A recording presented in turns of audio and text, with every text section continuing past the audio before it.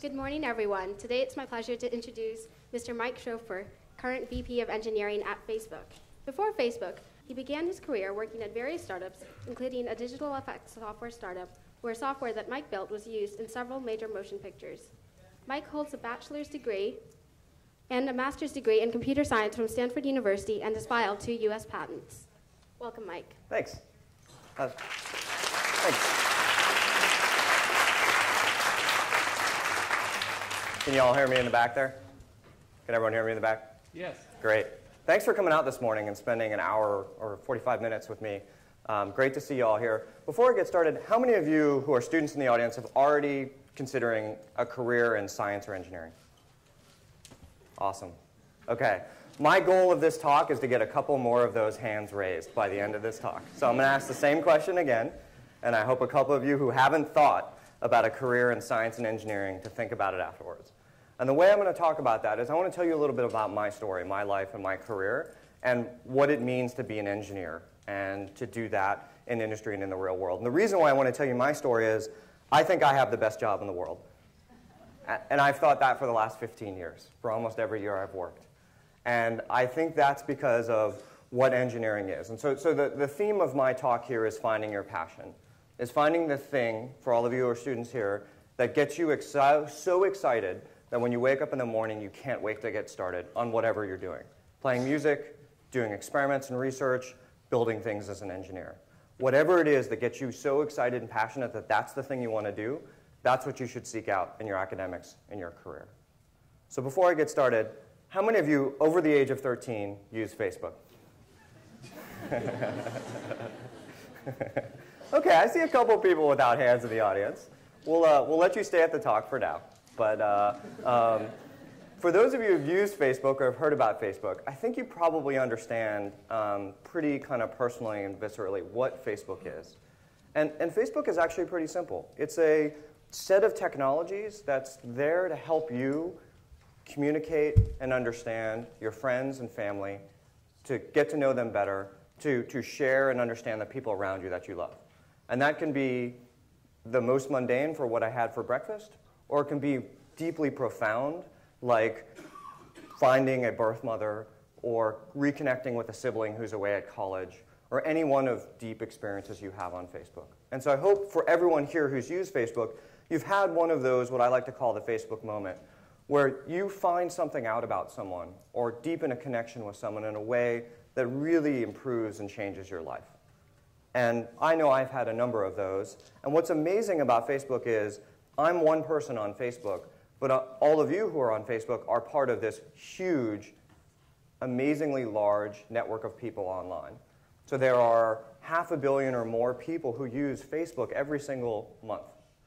So this is a really significant portion of the entire online population. People who have access to the internet are all connected on this one huge global network. And they spend a large amount of time on Facebook. Anyone here spend a lot of time on Facebook? Yeah? What do you guys do? Play games? Talk to your friends? Talk? Awesome. So you're probably really helping this number, because I'm sure many people in this room are spending more than an hour on Facebook a day. But you know, it's amazing. And what's amazing about it is not how much time people spend. You know, you said you talk. You stalk. Oh, stalk.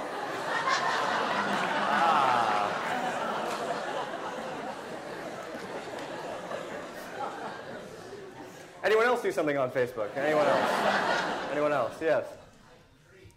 Creep. Okay. Someone else. Someone to help me. Help a guy out. Anyone else do something on Facebook besides stalk and creep? No? Okay. Well.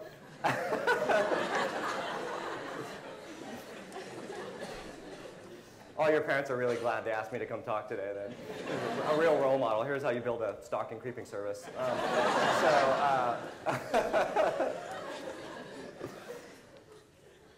Oh, that's okay.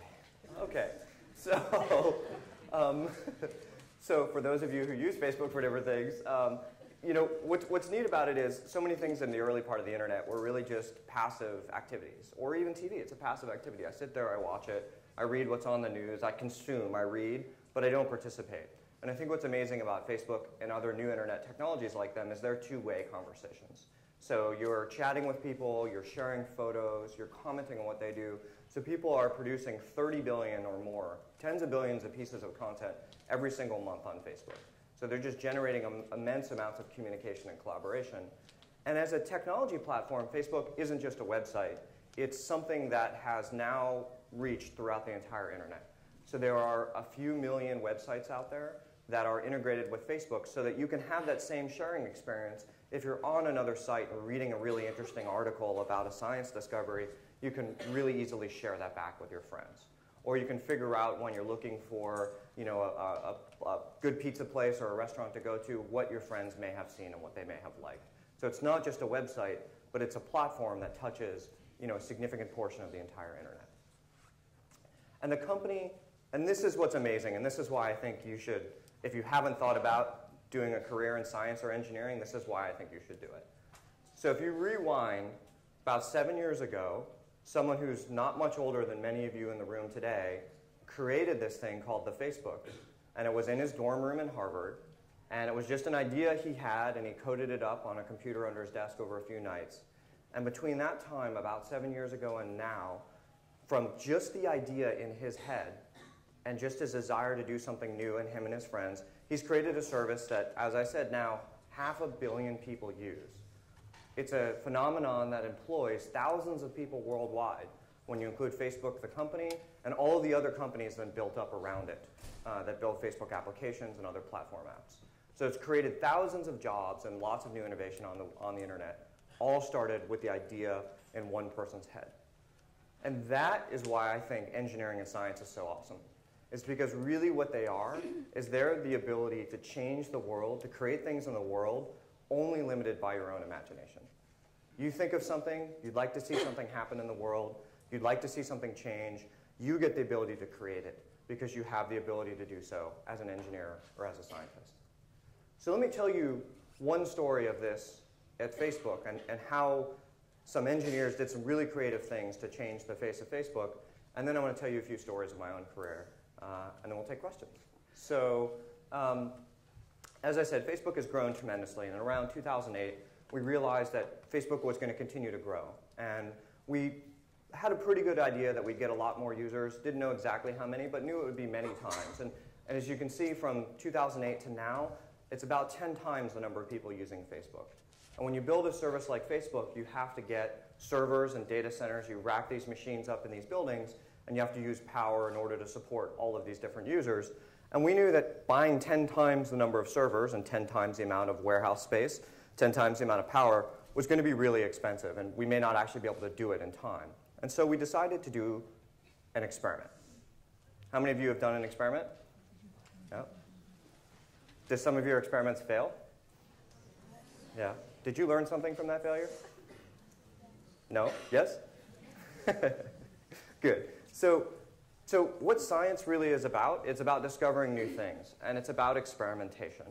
And experimentation means you have a couple of ideas and you're not sure what's going to work, so you try them. And when they fail, you figure out why they fail, and you figure out what to do next. So a lot of what we do at Facebook is treat a lot of what we're doing like this, like an experimentation. So we said, look, we're going to have 10 times the number of people using this site in just 2 years.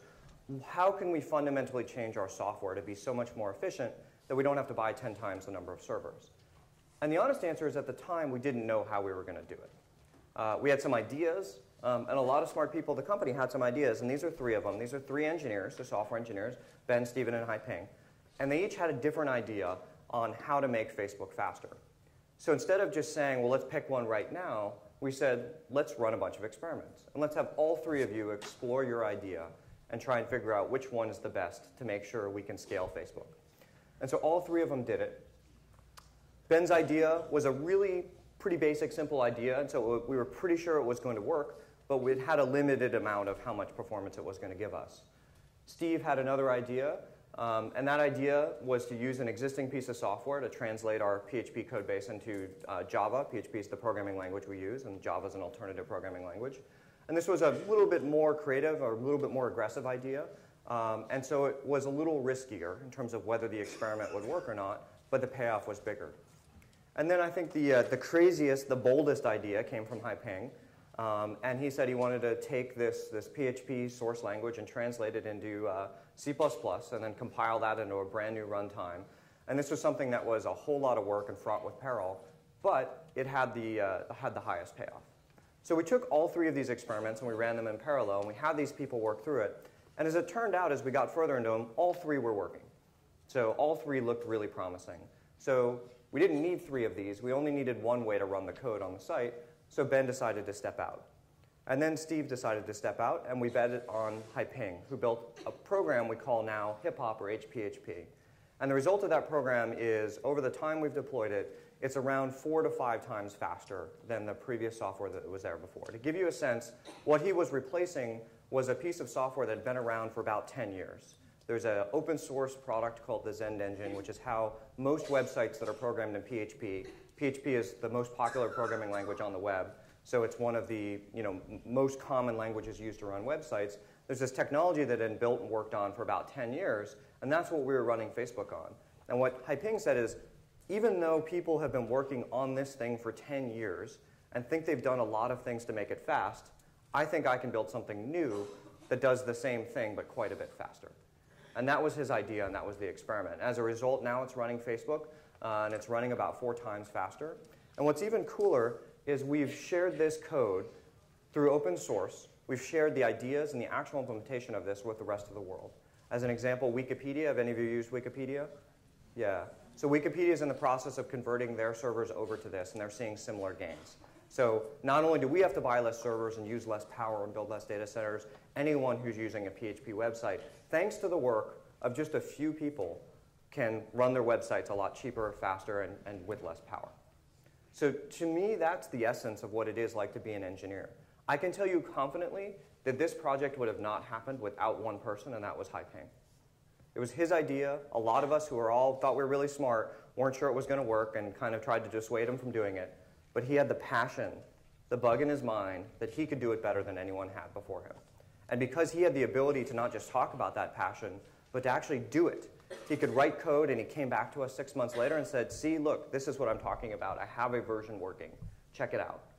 And once we looked at that, we said, wow, that's really awesome. You should keep going. And by the way, here's a couple of people to help you with the project. So that's really the power of science and engineering, is you don't have to wait for someone else. You don't have to convince someone else. You can just do it yourself and create the world that you want. So that's one example. Another example, and one more example from Facebook, and then I'll tell you some other stories, is we had this huge server growth, and it became necessary for us to start building our own data centers. And very similar to our approach to the software, and this is now in the hardware world, so we're talking about building buildings and building servers and cooling systems, we thought, we think we can do it better than anyone else in the industry. And so we embarked on a project to build. This is a picture of our building in our facility in Prineville, Oregon. And this is a facility that we designed from the ground up. So we designed the entire building, the way the cooling works, the way electricity goes into the building, the servers. This is a picture of the servers in the building. Everything in this building was custom designed by us to our specifications. And the reason why we did that is we, again, thought, and this is a handful of people, 3 or 4 engineers on each of the major projects, thought that they could do it better than anyone else had. So there's a measurement out there called PUE, and this is really simply a measurement of, I put a certain amount of power into a building, and then a certain amount of power actually gets to the servers to use them to do compute, and you have loss along the way. There's waste. I've got things like transformers. I may have a battery backup system to work in case the power goes out. Each one of these things burn power that is just waste. It's not actually used to run the computers. And in the world today, when we're trying to get to clean energy and to get away from dependence on fossil fuels, one of the most important things is to be much more efficient about how we use energy and power. And so the average in the industry is a PUE is 1.5. So that means that about 50% of the power you put into the building is just wasted. It doesn't actually go to computation. And we were leasing facilities that were in the range of 1.4 to 1.6. And we built our own facility because we thought we could do a lot better. And so we built what we think is, what we know, as far as I know, according to public records, is the most efficient data center on the planet. It's got a PUE of 1.07. Just to give you a sense, the absolute theoretical max is a PUE of 1. It means for every watt I put in the building, exactly 1 watt goes to computation. So we have only a 7% loss throughout the building, where most buildings have a 50% loss. So this is awesome because it means we spend less money. It means we use less power in order to build this awesome Facebook service. And again, this is another story of creation. One of the reasons why this data center is so efficient is because we built a totally different way to deliver power to the building. We avoided a bunch of the steps that you normally go through. And this is the actual napkin drawing of Jay, who's the engineer who built the data center. He was having an argument with someone else on how to best build this system, and he woke up in the middle of the night, and the only thing he had next to his bed was a napkin. So he went out and he drew it out, and he said, this is how I think we should design the electrical system, and came into work that day. And everyone looked at it and said, huh, that's pretty cool. And that's what we ended up building. And this is the electrical system that allows us to have this building use much less power per server. So only a 2% loss in the electrical system versus, say, a 17 to 11% loss. So again, this is one person, in this case an electrical engineer. First case was a software engineer. But because of his passion, because of his skills, he was able to make something different happen, just by his own creativity.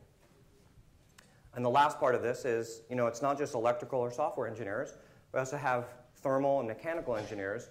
One of the other innovations in this building is, we're in a building right now. It's nice, cool temperature. I'm guessing we're using air conditioning. Some of you may have air conditioning at home, or not. I don't, but it's a very cool climate here. But one of the huge expenses of running all of these servers is, if you've ever had a computer underneath your desk and stick your hand behind the fan, hot air comes out, right? These things tend to generate a lot of heat. You ever have a laptop on your lap and it gets very hot? So computer servers in a data center are even hotter than that. They generate a lot of heat from the computation that they're doing. And so a lot of the expense and power that comes in these data centers is simply from cooling the building. You put these giant AC units in this building and you run power all the time to keep that data center really cool. Well, the team who built this data center said, let's try and do it differently. Let's use what they affectionately call the open the windows approach to cooling the data center, which is rather than having these big, expensive, power-hungry electrical air conditioning units, they literally just have set up a fan system where we blow air out from outside and it circulates through the data center in a specific pattern. And so they've actually mapped the path of a molecule of air from coming outside the building, circulating through each of the servers, and then going out the other side. And it built air filters, and it built a misting system, so if it gets too hot outside, we just put a little mist into the air, and then that mist cools the temperature of the air down enough that we're able to run this data center. There's not an air conditioner in the entire building. And again, this is just a handful of people who had a new idea, a different way of doing things. So when I talk about careers in science and engineering, this is what I mean. I mean changing the world based on your own ideas and your own thoughts. So let's talk a little bit about, and just like HPHP, the cool thing about the world today, and I think science has done this really well, and I think engineering is now catching up, is sharing your ideas with the world. So when you do an experiment in science, you publish it in a peer-reviewed journal so that other people can replicate the results and prove that it's right. What's often been true in engineering and technology companies is they do the work and then they keep it to themselves so no one else knows how to do it. But what you're seeing more and more is the use of open source in technology and in engineering. So in the first example, that HPHP runtime, we said, well, this allows us to run our website 4 times faster. We're guessing other people would like to run their website 4 times faster. Let's give this technology away. In this data center and server design we built, we've actually released all of the technology specs, so you can download CAD files of the designs of these buildings and these servers, because we said having every data center in the world run at a better power efficiency is better for the world. So the work that these people do, Haiping, Jay, the other engineers on these projects, isn't just something that affects Facebook. It's something that can actually change the entire world, change the way everyone runs their data centers and hosts their software, and be one of the key parts to us reducing energy usage long term. So that's the really exciting thing. So let's talk about what it's like to work at Facebook. Anyone have any idea what it's like to be an engineer or what a scientist does all day? Anyone want a student? Throw off. What do you do as a scientist or engineer? Yeah? Look at a computer screen. That's a pretty good guess. That's that's a beautiful shot of me doing that right here, coding away with my headphones on.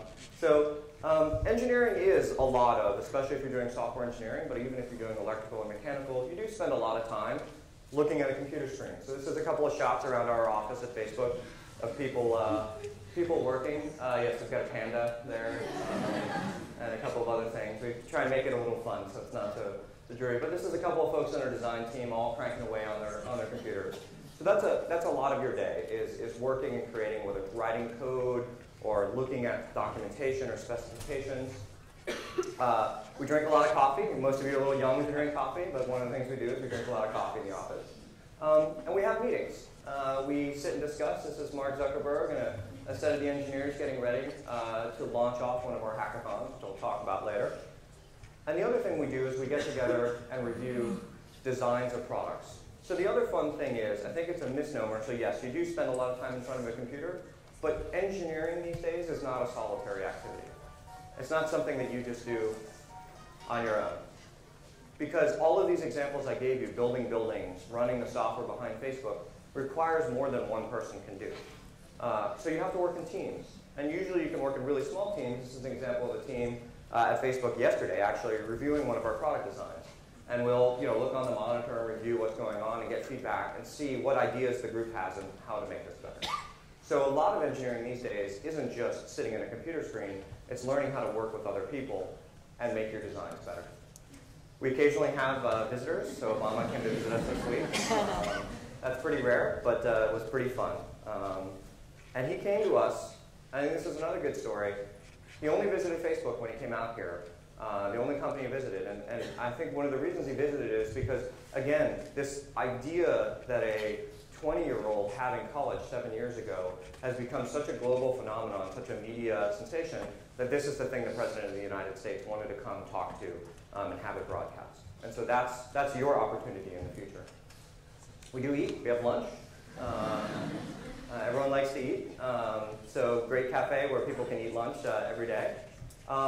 But by far the best part of the job, I think the reason I go to work every day, and I think the reason most people go to work every day, the most fun, and this is where the rest of my talk is going to go, is when something you've made gets to be shown to the whole world.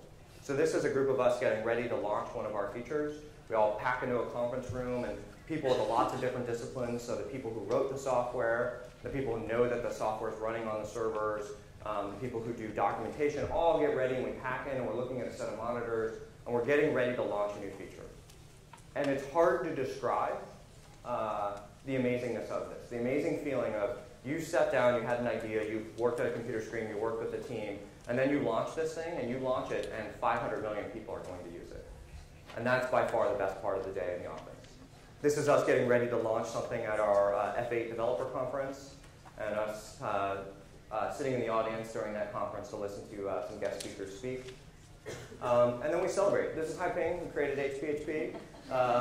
We have a kind of semi-informal tradition to hit a gong so that the whole office can hear when something awesome happens. And this was the gong hit for the launch of that hip-hop project when it was on there. So it's also fun. The fun part about, again, engineering not being a solo, solitary activity is when you work with a team, then you can celebrate with the team and really share in that experience with other people. And that's a lot of fun.